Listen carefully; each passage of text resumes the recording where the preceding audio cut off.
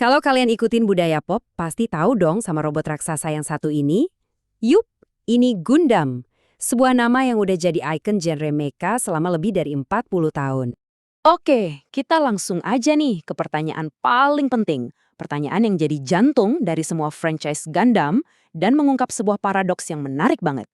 Nah, di sini kita bakal bedah dualitas dari Gundam, gimana sebuah fenomena budaya ini bisa mengkritik kerasnya perang, tapi di saat yang bersamaan justru untung besar dari jualan perang itu sendiri. Oke, buat ngertiin paradoks ini, kita harus mundur sedikit ke tahun 1979, waktu Gundam mengubah total peta permainan. Dulu itu, genre mecha isinya robot-robot super dengan kekuatan yang hampir kayak sihir. Terus tiba-tiba Gundam datang dan ngenalin sesuatu yang benar-benar baru.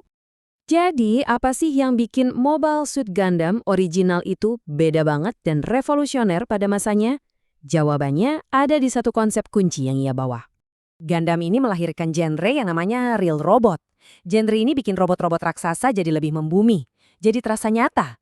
Mereka bukan lagi pahlawan super yang nggak bisa terkalahkan, tapi benar-benar mesin perang yang butuh amunisi, butuh bahan bakar, dan yang paling penting, bisa hancur lebur di medan perang.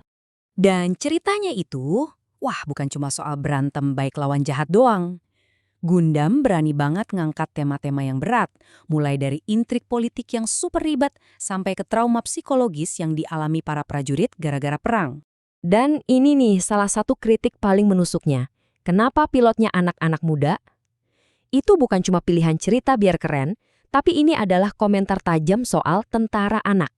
Ini disengaja, ini sebuah pernyataan. Nah, sekarang kita lihat sisi sebaliknya. Gimana ceritanya, tontonan anti perang yang gelap ini malah bisa jadi mesin duit yang suksesnya luar biasa? Mesin duit utamanya itu ya Gunpla, model kitnya. Dan dominasinya di pasar itu bener-bener gak masuk akal. Coba bayangin, 90% dari seluruh pasar model kit karakter di Jepang itu isinya Gundam. Gila kan? Lihat aja angka-angka ini deh. Awal tahun fiskal 2026, pendapatan Gundam itu jauh di atas raksasa global kayak One Piece sama Dragon Ball. Ini bukti kalau kekuatan komersialnya itu bukan main-main. Jadi, ya gitu. Intinya, simbol-simbol konflik yang diceritain di filmnya, itu jugalah yang dikemas dan dijual jadi produk-produk paling laku. Sebuah ironi yang jadi pondasi eksistensinya. Nah, ini yang bikin kita balik lagi ke pertanyaan awal. Gimana bisa sebuah cerita yang benci perang justru hidup dari jualan simbol-simbol perang itu sendiri? Dan ini nih ya, inti kontradiksinya. Di satu sisi, pesannya jelas, perang itu tragedi. Di sisi lain, ya ada bisnis gede yang jualan replika keren dari mesin-mesin perang penyebab tragedi itu. Tentu aja, industri hiburan kan pinter. Mereka tahu banget buat banyak penonton, lihat robot keren berantem itu jauh lebih seru daripada mikirin pesan filosofisnya. Pesona aksi dan desain yang keren itu seringkali lebih kuat daripada perenungan soal moral. Jadi pada akhirnya, ya Gundam itu jadi dua hal sekaligus. Dia itu kritik keras soal perang, tapi di saat yang sama, dia juga ngerayain estetika perang itu sendiri. Dia ngasih kita kritik filosofis, tapi juga jualan mainan. Tapi nih, setelah lebih dari 40 tahun sukses, sekarang franchise ini punya tantangan baru.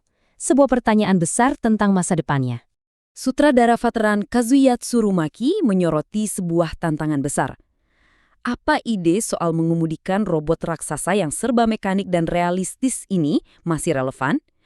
Generasi baru kelihatannya lebih suka kekuatan instan, kayak sihir. Ini ninggalin kita sama satu pertanyaan besar untuk direnungkan. Di dunia yang sekarang penuh sihir dan superhero, apa bisa sebuah franchise yang dibangun di atas realisme mesin perang ini bertahan? Gundam harus beradaptasi, atau risikonya? Ya, jadi sekedar peninggalan masa lalu.